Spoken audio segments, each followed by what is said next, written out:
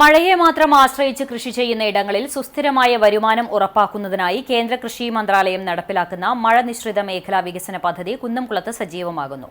കൃഷിയോടൊപ്പം തന്നെ പശുവളർത്തൽ, കോഴി, ആട്, മത്സ്യം, തേനീച്ച വളർത്തൽ, വനവൽക്കരണം തുടങ്ങിയ അനുബന്ധ പ്രവർത്തനങ്ങൾ പ്രോത്സാഹിപ്പിക്കുന്ന പദ്ധതിയുടെ ഭാഗമായി കുന്നംകുളം കൃഷിഭവൻ പരിധിയിലെ തെരഞ്ഞെടുത്ത 12 കർഷകർക്ക് ചെറുതേനീച്ച കൂടുകൾ വിതരണം ചെയ്തു.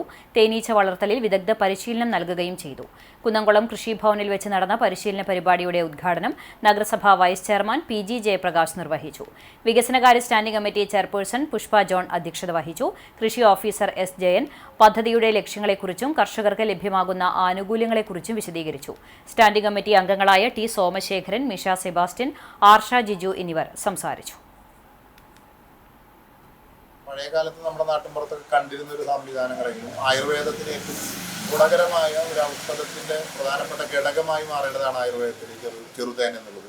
അത് കൃഷി ചെയ്യുമ്പോൾ അത് ഉൽപ്പാദനത്തിൽ കുറവുണ്ടാകുമ്പോഴും അത് മൂല്യവർദ്ധിത ഒരു ഉൽപ്പന്നമായി അത് ആയുർവേദ വിപണിയിൽ വലിയ ഡിമാൻഡ് ഉണ്ടാവുകയും മറ്റ് പല ബൈ പ്രൊഡക്റ്റുകളും അതിനുണ്ടാക്കാൻ കഴിയുമെന്നുള്ളത് ഏറ്റവും ശ്രദ്ധയോടുകൂടി ഏറ്റവും നല്ല രീതിയിൽ ജനങ്ങൾക്കിടയിൽ, കൃഷിക്കാർക്കിടയിൽ പ്രചരിപ്പിക്കേണ്ടതും ബോധവൽക്കരണം ചെയ്യേണ്ടതുമായ ഒരു പ്രത്യേക കൃഷി രീതിയാണ്